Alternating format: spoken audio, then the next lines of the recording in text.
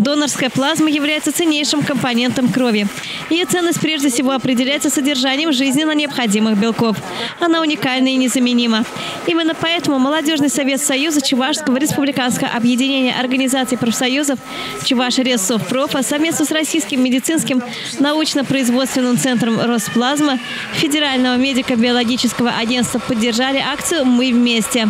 В ходе акции представители Чуваш-Рессовпрофа сдали плазму крови в передвижной станции города Чебоксары ради спасения жизни людей, нуждающихся в препаратах из донорской плазмы. Для здорового человека процедура сдачи плазмы абсолютно безопасна и даже полезна, так как регулярное обновление клеток крови у доноров способствует устойчивому функционированию иммунной системы, печени, поджелудочной железы и пищеварительной системы. Донор, сдавший плазму в наших плазмоцентрах и передвижных станциях, несет здоровье десяткам людей, так как на ее основе изготавливают отечественные препараты крови – альбумин и иммуноглобулин, которые используются при лечении шоков, ожогов, при кровопотерях, при переливаниях крови, при злокачественных новообразованиях и иммунодефиците, а также других заболеваниях.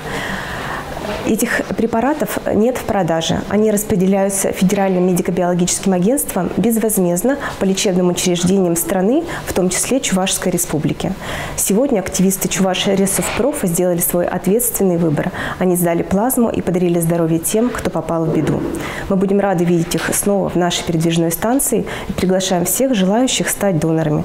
Записаться можно по телефону регистратуры 700 704. В передвижной станции с современным методом аппаратного плазмофереза у донора в максимально комфортных условиях в специальном донорском кресле с использованием безопасных стерильных инструментов забирается только плазма. Оформленные элементы крови возвращаются. В числе участников акции есть первичные и опытные доноры. Но в таком формате акция по добровольной сдаче плазмы проходит впервые. А личный пример лидеров молодежных движений привлечет новых молодых доноров, желающих помогать людям. Сегодня активисты Молодежного совета Чуваш-Рессовпрофа пришли и поделились частичкой себя. Сдали плазму, которая может помочь спасти жизни людей.